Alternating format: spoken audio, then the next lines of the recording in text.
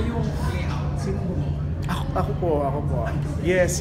And yung kumbaga it's a painting po kasi yung parang working poster ngayon. Pero yung painting po gawa po nung kaibigan ko. Kumbaga yung creative directions.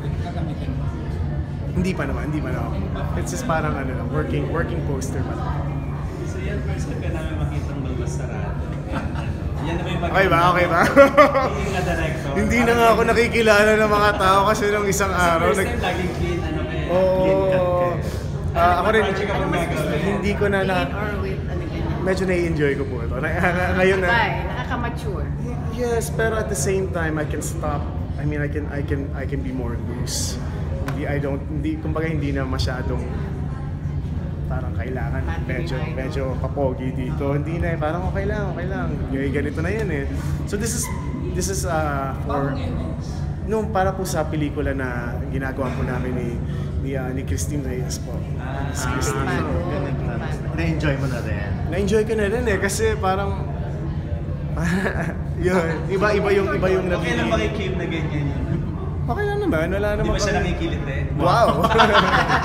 Wala naman kami Hindi ba nagbebeso ka siyempre? O nagbe-best or nagkikilit?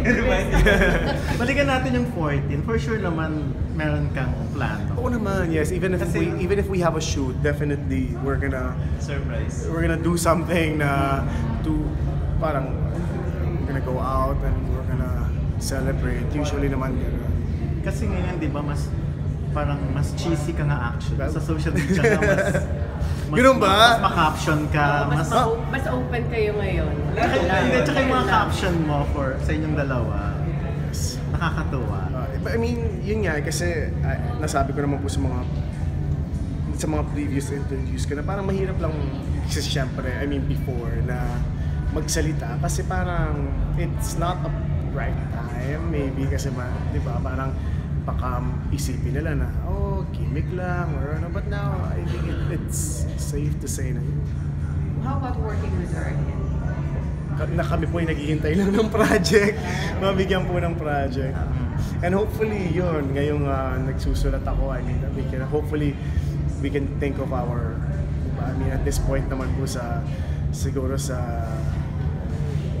aming may naisip ka ba sa Yeah, at this especially point now naman, si Kim medyo aggressive na rin pagdating sa roles eh. Yeah, at this point I think it's safe to think of a concept, di ba? Parang why not, di ba? Why not? Kailan pa namin gagawin? Think of a concept. Ako since passion ko rin magsulat, why not try writing, pitching it, or even producing. Hopefully. Balikan ko yung Christine. Anong title ng Christine mo? Wala pa po kami, pero ngayon po nagpo-post po si Direk Sig, our director. Di ba? Hindi po, si Sigrid. Si Direk Sig. Ang pinopost po niya is Untrue, it's the working title. So since nagsusulat ka na ng script or may naisip ka na sa inyo ni Kim? Definitely para sa akin kasi I strongly feel na parang nagkulang yung pagbigay namin ng parang nabitin. I feel like nabitin yung pagbigay namin ng love story sa mga tao. I think yung kung ano man ang nabigay ng tandem ng Kim C is I think meron pang so yun yung mino-workout. I want to give hindi naman more mature. I wouldn't say more mature, but I think hindi pa namin nakaka-capture ang genuine love story ng naming dalawa. So yeah, I hopefully we can think of something na... So pwede rin sabihin na sinusulat mo na rin ang future? Hindi naman sa sinusulat, but it would be nice. It's a good, di ba? It would be nice to do that. Very open, nagawa mo na sa Sin Island, nagawa na ni Kim sa One Great Love You. Medyo intimate and love bed scene. Okay lang sa inyo kung kayo naman dalawa yung gagawa sa isang pelikula? Sa amin naman, hindi naman kami naglilimita sa sarili namin. As long as kailangan talaga siya story.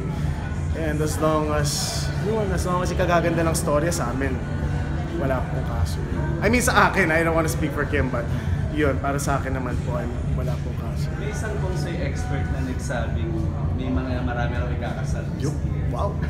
Tapos nung ikaw yung tinanong, Nasama ba ako sa Feng Shui? May nakita sa tarot card na isa yung Kim Casey Casey sa talaga. nakikita. Ako hindi hawak ng bituin ng ating kapalaran. Gabay lamang sila. Meron tayong free will. Hindi lang, ano lang comment mo doon? No, matagal pa ako. Pag tinatanong kasi ako, matagal Sinabing pa eh. matagal, how many years more? Nagagalit kasi sila, mga violent reactions.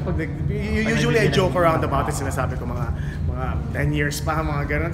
Kasi marami ko pang gustong gawin. And si Kim, respectfully speaking for her, I'm sure marami pa rin gustong gawin si Kim. So I mean, hindi naman natin masasabi So, kung walang kailan. timetable. Never natin masasabi kung kailan, yun lang. Pero ikaw, ba na yan naman? Ideal age of mag-married? Kung hindi mo rin Hindi ko alam. But definitely, I do believe in marriage. And yun. Nawan na ba si Kim? Hindi naman po kami mapapasok sa isang relationship kung hindi namin naiisip yung mga ganun. But definitely, we're hoping for the best. We're hoping for the best.